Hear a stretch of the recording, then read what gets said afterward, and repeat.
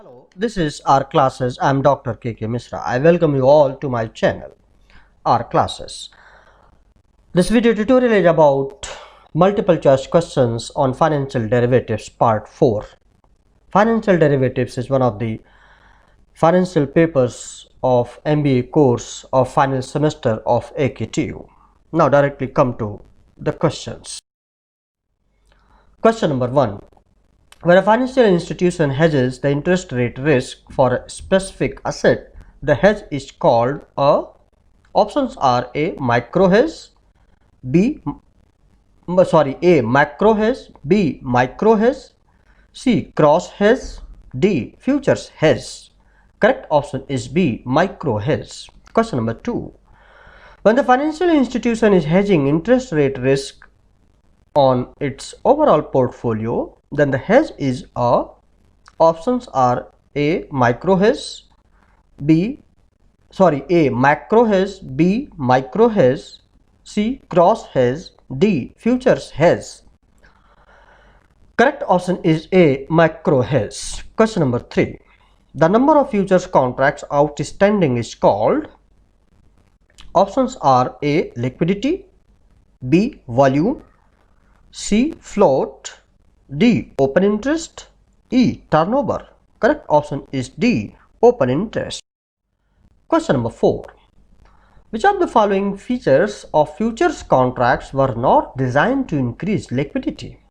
Options are A. Standardized contracts, B. Traded up until maturity, C. Not tied to one specific type of bond, D. Marked to market daily. Correct option is D. Marked to market daily. Now question number 5. Which of the following features of futures contracts were not designed to increase liquidity? Options are A. Standardized contracts, B. Traded up until maturity, C. Not tied to one specific type of bond, D. Can be closed with offsetting trade. Correct option is D. Can be closed with offsetting trade. Now move to next slide. Question number 6. Futures differ from forwards because they are. Options are A. Used to hedge portfolios, B. Used to hedge individual securities, C. Used in both financial and foreign exchange markets, D.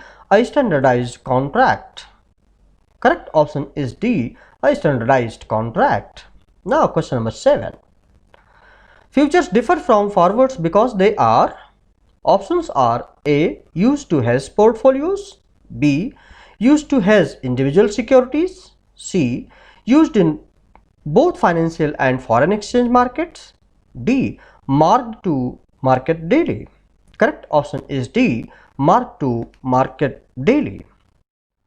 Question number 8. The advantage of futures contracts relative to forward contracts is that futures contracts, options are A. Are standardized, making it easier to match parties, thereby increasing liquidity. B. Specify that more than one bond is eligible for delivery, making it harder for someone to corner the market and squeeze traders. C. Cannot be traded prior to the delivery date, thereby increasing market liquidity. D. All of the above. E. Both A and B of the above. Correct option is E. Both A and B of the above. Now question number 9. If a firm is due to be paid in Deutschmarks in 2 months, it's a currency. To hedge against exchange rate risks, the firm should. Options are A. Sell foreign exchange futures short, B.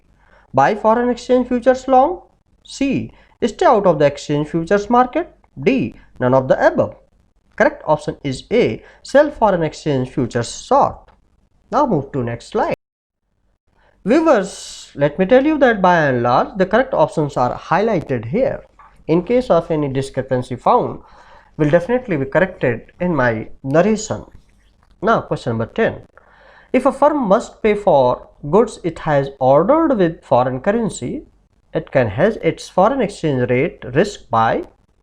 Options are A. Selling foreign exchange futures short, B. Buying foreign exchange futures long. C. Staying out of the exchange futures market. D. None of the above. Correct option is B. Buying foreign exchange futures long. Now question number 11. If a firm is due to be paid in Deutschmarks in 2 months to hedge against exchange rate risk, the firm should dash foreign exchange futures dash. Options are A. Sell short, B. Buy long, C. Sell long, D. Buy short. Correct option is A. Sell short. Now move to next slide. Question number 12. If a firm must pay for goods it has ordered with foreign currency, it can hedge its foreign exchange rate risk by dash foreign exchange futures dash. Options are A. Selling short, B. Buying long, C. Buying short, D. Selling long. Correct option is B. Buying long. Now question number 13. Options are contracts that give the purchasers the options are A. Option to buy or sell an underlying asset, B. The obligation to buy or sell an underlying asset, C. The right to hold an underlying asset, D. The right to switch payment streams. Correct option is A. Option to buy or sell an underlying asset. Now question number 14. The price is specified on an option that the holder can buy or sell the underlying asset is called the options are A. Premium, B. Call, C. Strike price, D. Put. Correct option is C. Strike price. Viewers, let me tell you that if you really like this video tutorial, important and useful, please do not forget to subscribe this channel and press the bell button and forward it to many those who are in need and will be in need of this content. Now question number 15. The price is specified on an option that holder can buy or sell. The underlying asset is called the options are A. Premium, B. Strike price, C. Exercise price, D. Both B and C are true. Correct option is D. Both B and C are true. Now question number 16. The seller of an option has the options are A. Right to buy or sell the underlying asset, B. The obligation to buy or sell the underlying asset, C. Ability to reduce transaction risk, D. Right to exchange one payment stream for another. Correct option is B. The obligation to buy or sell the underlying asset. Now question number 17. The amount paid for an option is the options are A. Strike price, B. Premium price, C. Discount, D. Commission, E. Yield. Correct option is B. Premium. Now question number 18. The seller of an option is dash to buy or sell the underlying asset while the purchaser of an option has the dash to buy or sell the asset. Options are A. Obligated right, B. Right obligation, C. Obligated obligation, D. Right.